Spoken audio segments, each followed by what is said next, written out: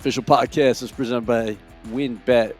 Betting is a team sport. Bet together at WinBet. Eric Allen here in Scottsdale, Arizona with ESPN's Dianna Russini. Dianna, a lot of people around Robert Saleh today at the AFC Coaches Breakfast. What do you make of the Jets' search for a veteran quarterback? So my thought while I was listening to Coach talk was it reminded me of Aaron Rodgers a few years ago when he stood up at the podium after a game and said RELAX, right? And he's like, relax, everyone. I felt like Saleh had that same energy of, look, we can only do so much at this point. I don't have any updates. He pointed to Joe Douglas a lot on the details of this trade getting done.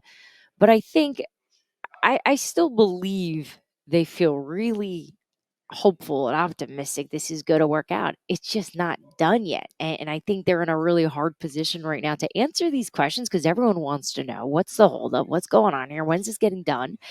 But the fact that he used his name, I thought that was a good first step, right? Hearing Coach say Aaron Rodgers. But also the fact that he acknowledged we're not hitting the panic button here. What about timetables from everybody's perspective? So maybe starting from the Jets and then get to Green Bay. Yeah, look, you heard Saleh say he would have loved to have Rodgers in the building 3 years ago, to coach him up. But in terms of the reality where this is at, this is going to be some more time. That's the sense I'm getting here at the league meetings. That this is both sides are not communicating daily. It's a little they're a little bit at a standstill right now. But as much as this looks like it's moving in the right direction, and I do believe it is, it's just not official yet. And there still needs to be work done. And you have to figure, the next 2 days, you've got all the important players here to make this happen. They're going to have a conversation here. Unless they're okay with just being awkward and walking by each other. But at some point here, they're going to have to talk. And I'm sure there'll be many cameras trying to capture that. But there's definitely still things that need to be discussed for this to finally happen. From your perspective, should there be a magic middle point that works for everybody? We know Aaron Rodgers made his intentions clear. He wants to play next year, wants to play for the Jets. It seems like draft pick compensation, everybody's talking about that. The Packers want something, and the Jets are willing to give up maybe something else. So where do you think this should go? Well, I thought it was really interesting when Rich Cimini asked, what's the backup plan here if Aaron Rodgers doesn't work out, which I'm sure Jets fans listening right now are screaming, like, what? They have to think about another plan. But the reality is you do, because you never know with these things, what could happen. But I think the fact that they're operating in the building as if Aaron's going to be there, I think is a really good sign. But just like in every negotiation, everyone's going to have to give a little. That's just the way it works. No one side ever truly gets every single thing they want. And, it's funny. I was actually thinking when Saleh was talking about a potential backup plan, he didn't reveal anything. Wouldn't it be interesting if the Jets actually put it out? That what their backup plan was, maybe turns the heat up on the Packers a little bit here, get a little leverage in the situation, because we know they want to move them, right? They don't want Aaron Rodgers on the roster anymore. They've been pretty transparent about that. They've shared their thoughts that they're ready to move on with Jordan Love. So I'm interested to see how this is going to go in the next few weeks, and if the games start getting played a little bit to get the ball, over the goal line here. You think ultimately gets done? I do. Before the 2023 season. I do. Okay. I think this thing gets done. Someone's going to give. So it was very interesting because Robert's talking, but at the same time, apparently everybody's scrambling on their phones and people move to the Baltimore table because Lamar Jackson takes to social media and says he'd like to be traded. What did you make of what you heard from Lamar today, and what does his landscape look like? Yeah. And what are the Ravens going to do at this point? Well, Eric, let's take a step back here. Let's paint the picture of what this looked like, right? So you have, dozens of media members sitting around a round table, peppering Coach with questions. And 2 minutes into the chat, Lamar Jackson tweets that he had requested a trade on March 2nd. that he no longer wanted to play in Baltimore. Essentially, that's what that means, right? If you're requesting a trade, and look, that we knew trade was on the table, right? Sure. But by Lamar saying that he put in a request for the trade tells you that that's essentially him saying, I no longer want to be a Baltimore Raven. Mm-hmm. So that happens, and coach has to respond to that. Now, look, coach obviously knew that Lamar has asked for a trade, so he had the information in his mind, and I'm sure he's gone through it if he were to get asked, because we all know everything gets out eventually.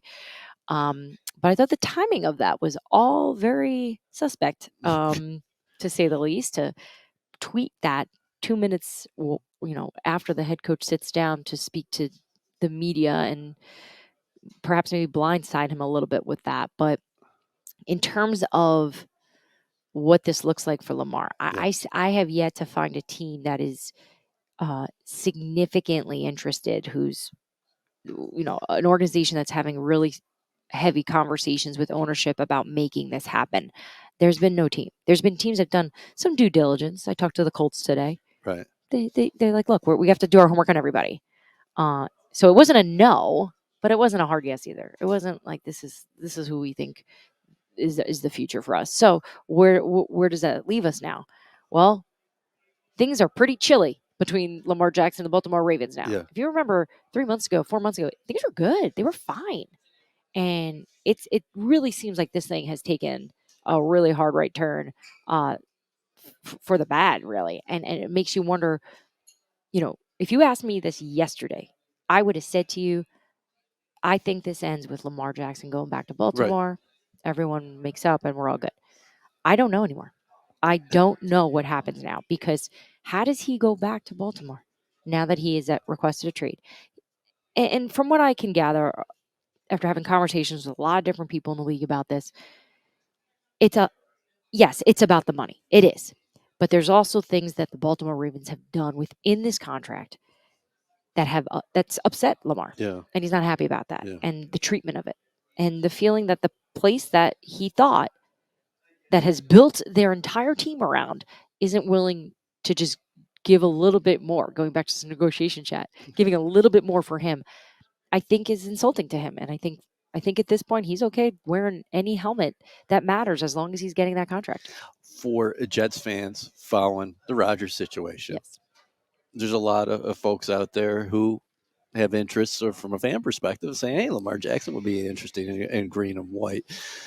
If you're Joe Douglas, do you make that call just to have cursory conversations with Baltimore, or at this point, yeah, you're staying with Rodgers? We're going to have conversations and continue conversations with the Packers and see where this leads, because we have a surefire Hall of Famer, a 4-time NFL MVP, who said his intentions is play with us next year. Nobody wants me to be Josie Douglas, by the way. That would be my name.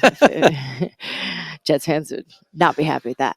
No, I don't get the sense that the Jets have in their plans to make a big move like that for Lamar Jackson. Some of it's contractual. I think right now their hands are full with trying to get Aaron here and having that fit, and building their team around a player with that type of style of play. Not taking away from anything that Lamar does, but I think a lot of injury issues were, was a concern for Baltimore. It's a concern for other players, for other teams. Excuse me. That's been the common thread. Yes, the guarantee money has been a problem for every organization, but his health comes up all the time. Yeah. And I just don't know if the New York Jets would be willing to pay that much money for someone that they're not sure would be able to play a full season. You cover the National Football League from a national perspective. So, Dianna, what do you think about where the Jets are at with Saleh and Douglas? I mean, this is Saleh's entering year 3. Everybody talks about the roster construction. It started 7-4 last year. Quarterback health away from being in the postseason, but from where they sit right now, because Robert continues to allude to the fact that, hey, we've come a long way in 2 years, and also people are talking about us as a destination. And I agree with him. And I actually think it's a really good point that you're sitting here very, very close to getting Aaron Rodgers pick the New York Jets. And he's picking the New York Jets because of what this roster looks like, which you have to give credit to Joe Douglas. You have to give credit to Robert Saleh. Obviously, there's a little bit of I guess you can call it luck, but it's kind of bad luck, right? Because they've had some good top choices in the draft to build this team.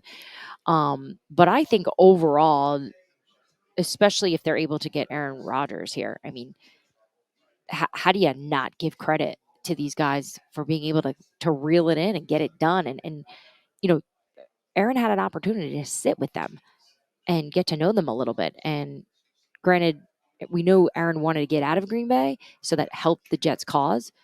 But they did something right in that meeting. Yeah.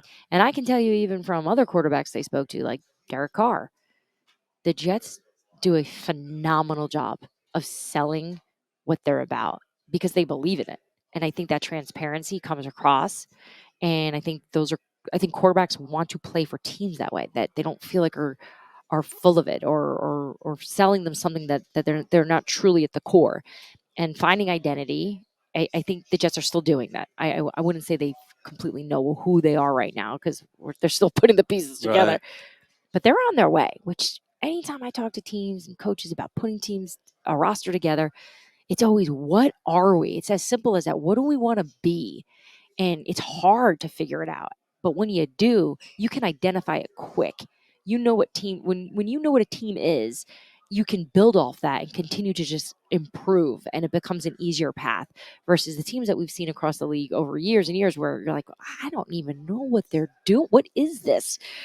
So yeah, I give them a really high grade, Joe Douglas and Robert Saleh at this point for sure. Young pieces in place Always on help. both sides of the ball. DJ Reed, Sauce Gardner, defensive rookie year at cornerback. They entered free agency wondering maybe what was going to happen with Quincy Williams. He stayed off the market. He resigns. They pair him up in the middle with C.J. Mosley. Quinton Williams had a great year last year on the inside. Robert Saleh made it clear today that Carl Lawson isn't going anywhere. I know a lot of people were looking at his financial number and saying, hey, potentially maybe the Jets move on there. Absolutely. But he said, no, hey, pass rushers don't grow on trees. Corey Davis as well was another name Right. that popped up that I was really surprised that he mentioned is going to be on this roster. And look, things can change. Things always change. But at this point, I don't know how they're going to be able to do this. And I mean, let's just start with the receiver room. I mean, talk about looking completely different now than what we saw the last few seasons. And I do think some of their signings have been fantastic, and you're getting really good guys. You're getting leadership, and obviously Lazard brings a lot, and his relationship with the offensive coordinator, and eventually with Rodgers if he does wind up in New York. By the way, I can't wait to talk about this and just be able to say Aaron Rodgers, the New York Jets quarterback. Right? It's just like the potential quarterback, then maybe the guy. So yeah, I think he's definitely committed to those guys and keeping them here, which more power to them to be able to figure out how this is going to work with the salary cap and bringing Aaron Rodgers and what they're going to have to pay him. But like I said, this goes back to what I was, giving them credit for, which is that figuring out their identity. And those are pieces they believe are part of that. What do you think Rodgers thinks when he looks at the offense? When you're talking about a guy, Brees Hall went down week 7 last year, but he looked like he was well on his way to having an unbelievable season. Garrett Wilson had 1,100 yards receiving despite playing with 3 different starting quarterbacks. Elijah Vera Tucker, one of the most versatile young offensive linemen in football. When Rodgers looks at some of the pieces or any potential veteran Jets quarterback, what do you think they see? The Jets added McCole Hardman Jr., Alan Lazard. We mentioned Wilson before. I think you have to wipe the drool right off his face, right? You look at what Aaron's had to do in Green Bay and the pieces he's had to play with. And, they always say the great quarterbacks make those around him better. And that is just, it's why he is a Hall of Famer, a future Hall of Famer. Because he has that ability. So now you're going to put him on a field with guys that have this talent. And, we could probably sit here and talk for an hour about whether or not having young players is good or bad because they're impressionable and young and they don't have that much experience, and they're going to have this quarterback who's seen it all and knows all when it comes to the game. And I think it can work. I think that mix is going to be good. Teddy Bruschi and I were having a conversation about this defensive group being young and having Aaron Rodgers come out here. And I thought Teddy brought up something so interesting. He said, if I'm Saleh, I'm getting in the faces of these guys, these young defensive players going, you better get all over Aaron Rodgers in practice and talk trash and push it and show him that you guys aren't going to get pushed around because it's your team. It's not Aaron Rodgers' team. And I was debating with him on TV about this. I was like, look, Aaron Rodgers coming to New York, it's Aaron Rodgers' team. Let's call it what it is. But Teddy's point was, if you want this team to be built the right way, past just this year, it's got to become a Jets team that's about the defense and their strength. And then let all the other pieces that you just went through and named be sort of the cherry, the sprinkles on top of it all. And I just thought that was really interesting. So now I can't wait for camp if this all happens. And I want to see if this could be a philosophy that this team could have, possibly, to try to set the tone of, yeah, we're young, but we're good and we're talented and we're a group that's going to grow together and do some big things in New York. But it's our team, and you're just an added piece. So we will see. Well, we've had a lot of fun talking to you, and I got a feeling we're going to be seeing a lot of Dianna Russini coming up in 2023 as far as the Jets are concerned. I can't wait. I love covering the Jets. They're one of my favorite teams. And when they're good, there is nothing better than being a resident of New Jersey than when the New York Jets are good. It's just everyone's just a little happier. Let's end with that. Thanks. Jets fans, we're in our final push and the clock is ticking. WynnBET is giving you a golden opportunity to win VIP prizes for the 2023 season. The WynnBET Green Room is the most exclusive space at the stadium with all-inclusive food and beverage, lower-level seats, and appearances by Jets legends and celebrities. New Jersey customers, all you need to do is wager at least $100 on WynnBET Sportsbook or Casino. For New York customers, all you need to do is wager at least $100 on WynnBET's Sportsbook. The best part? You get an entry for every $100 you wager. Official podcast is presented by WynnBET. Betting is a team sport. Bet together at WynnBET. We're joined by Tom Pelissero of NFL Network. You have fascinating perspective because you were on the Green Bay beat back in the day in 2008 when Brett Favre found a new home with the New York Jets. So when you're seeing all this unfold right now, with the Jets searching for a veteran quarterback and Aaron Rodgers going on Pat McAfee's show and saying his intention is to play in 2023 and his intention is he'd like to play with the New York Jets. What goes through your mind? Well, you'd see so many parallels between the situations, not just the teams involved, but if you look back at the timeline with Favre, it was they wanted a decision prior to free agency. Certainly the Packers, in this case, wanted one from Rodgers as well. With Favre, he actually retired on March 6th was his press conference. And by the end of the month, he was already thinking, I might want to come back. Aaron just kind of skipped over that part.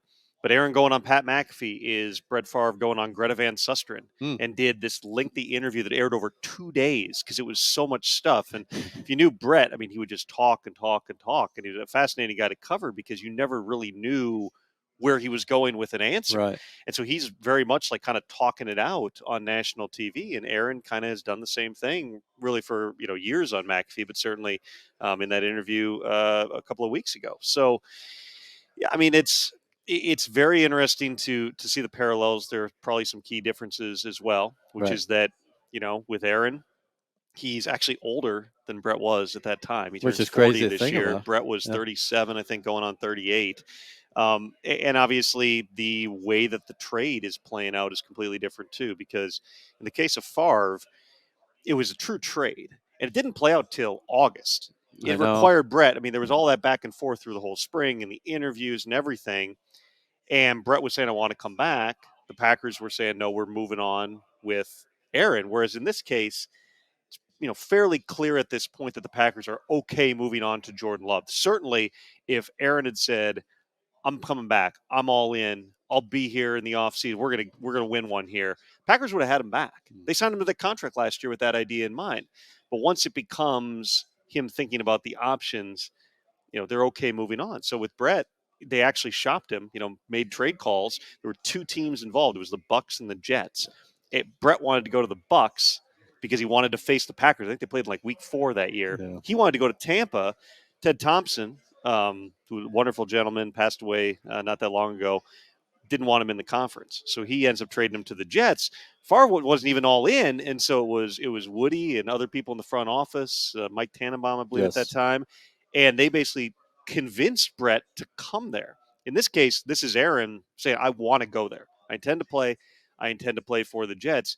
Now it's a matter of what does that look like in terms of the trade compensation, because it's certainly going to be a lot more than what the Packers got for Favre, which was a mid-round pick. So what are you hearing now as the league meetings get underway as far as where we are with compensation? Obviously, the Jets can only say so much. They can't tamper. Right.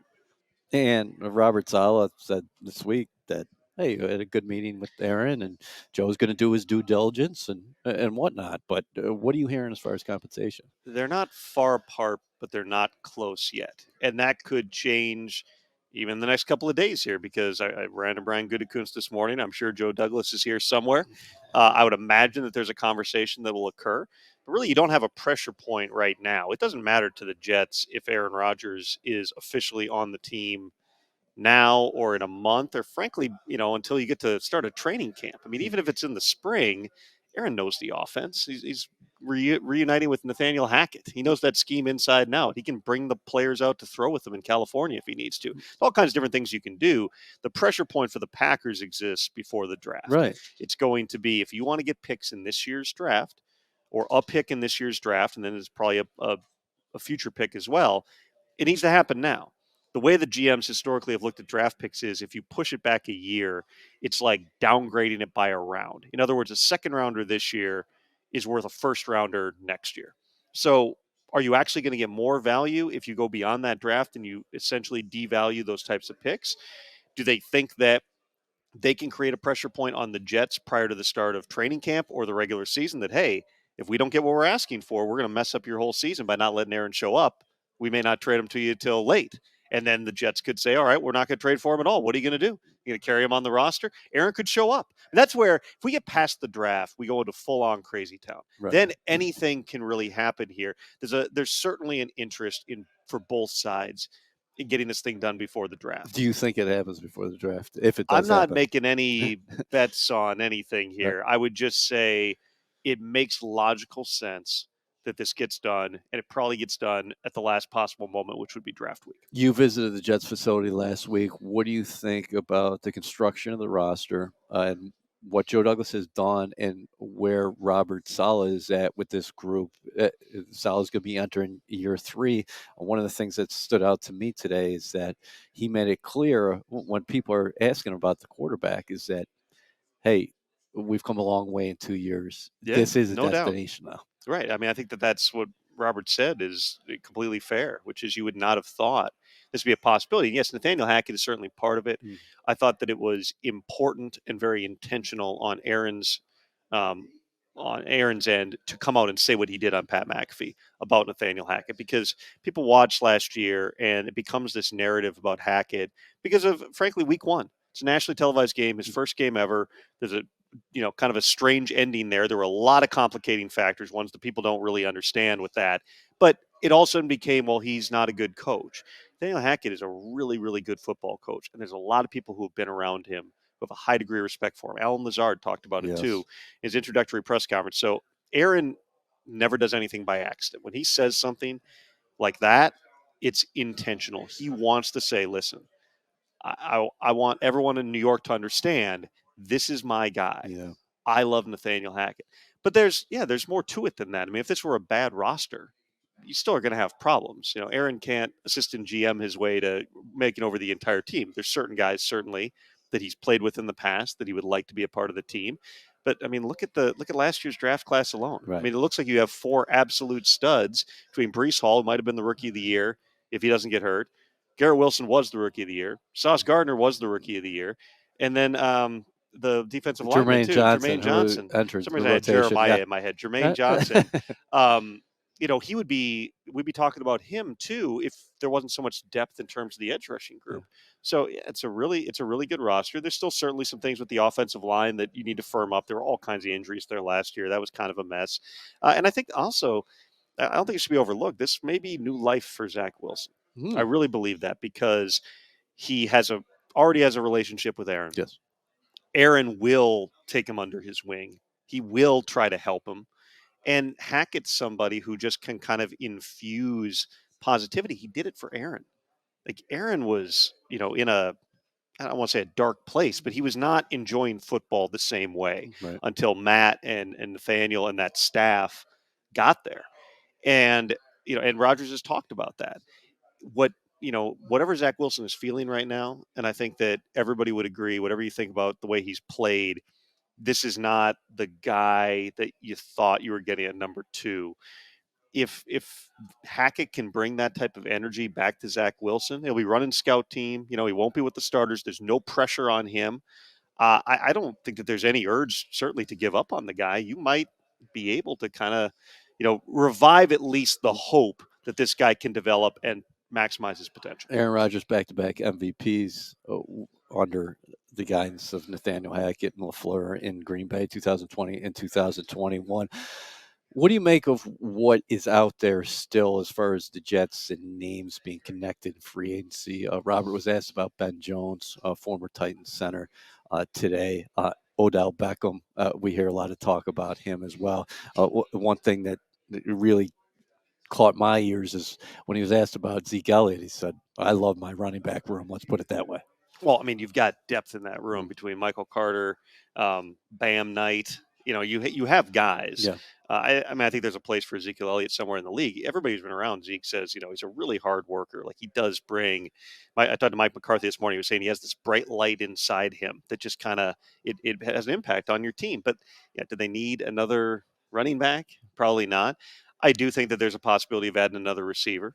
I do think that some of those guys who are Rodgers guys who are unsigned right now, like Randall Cobb, Mercedes Lewis, those are certainly possibilities somewhere down the line. But you also have to be careful balancing that, even bringing in a guy like Odell, which I certainly would not rule out even after they sign Mecole Hardman.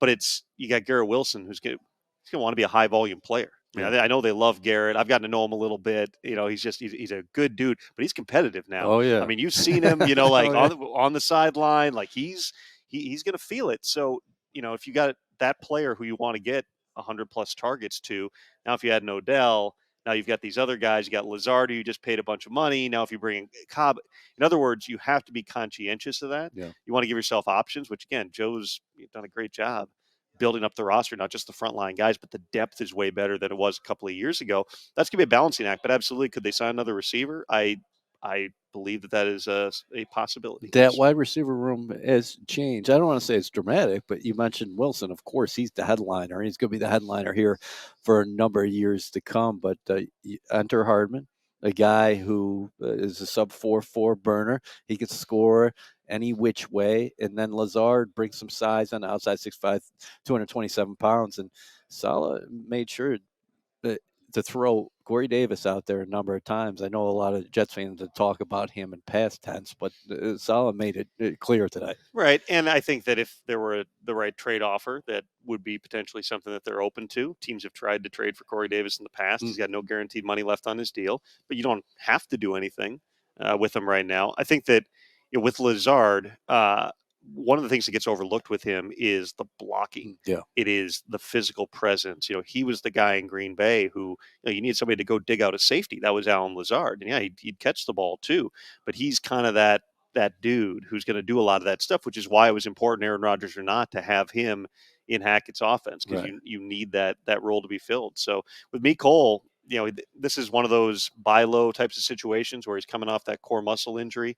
He's not healthy yet. They're hoping that he's going to progress here in the coming months and be ready to roll for training camp. But it's a 1-year flyer on a guy who can fly, and he brings a different type of an element to it too. Tom, defensively, Robert Saleh said before free agency started that we'd like to run it back as much as possible. How important was it for the Jets to retain Quincy Williams? Because he didn't even get to the market. It's a young linebacker. And then how about the value from Joe Douglas there, sending the 7th in 2024 for Chuck Clark? Well, you could tell with the deal that Quincy Williams got, it was a strong deal for him. I mean, that shows you how important it was to keep him. I mean, what a remarkable story. The Jaguars cut him. They don't even want him back on the practice squad. The Jets claim him and he becomes a highly productive player. Yeah. I mean, those stories don't happen a whole lot. And obviously, people are going to look at keeping him around because his brother lives with him, and his brother's a pretty good player too.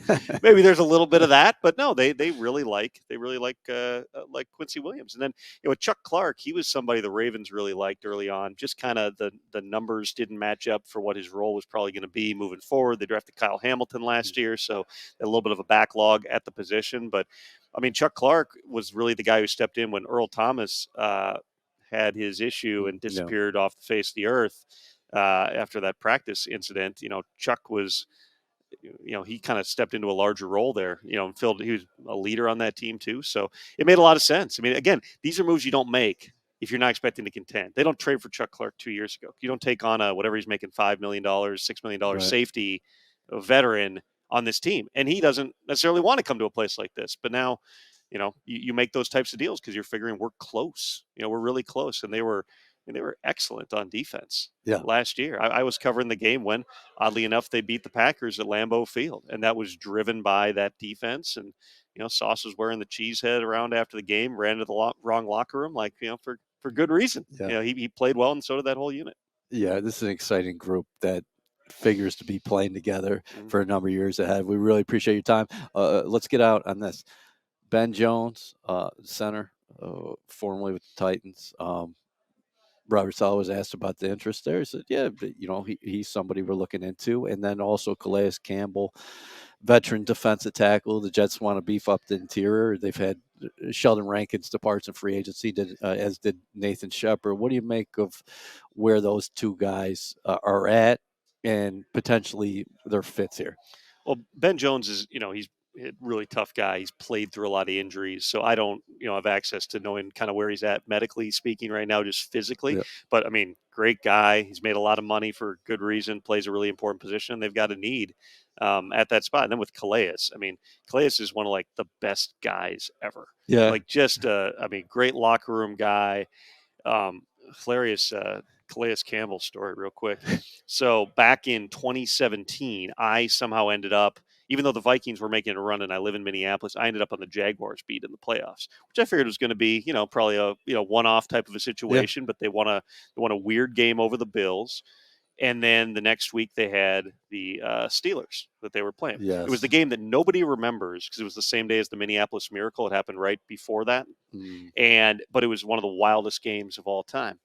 So during the week that I was in Jacksonville between those two games, Calais said to me, we were doing an on-camera interview, and he said, and they had beaten the Bills, I want to say 9-6. It was something along those lines. And he goes, man, I don't care if it's 9-6 or 45-42. We'll take these wins however we can get them. So I that interview goes, you kind of forget what people say. So after the game in Pittsburgh, which they won 45-42, a score that had never happened in NFL history. Calais goes, you got to get the tape. You got to get the tape. I go back and look, and sure enough, he predicted the exact score. Never happened in NFL history. Just I don't care, 9-6 or 45-42. And the fact that he remembered it in the moment and was able to draw on saying that in that interview, that just speaks to him. He's a great guy. He's one of the biggest humans you'll ever see in your life. Right. He's got one of the great voices too. I can't even do a good Calais impression, but it's like part Cookie Monster. That would make, again, things you would not be doing if you were not at this point that the Jets are. I don't want to put, expectations on them because I think that over the last couple of years, there's definitely people thinking too much and too fast. This is a team now that is ready to win. And with Aaron Rodgers, there's no question that they should be a contender in 2023. That's a great Campbell story because everything comes full circle because I believe the offensive coordinator of that Jacksonville Jaguars team, Nathaniel Hackett. Tom Pelissero, appreciate your time. Thanks, brother.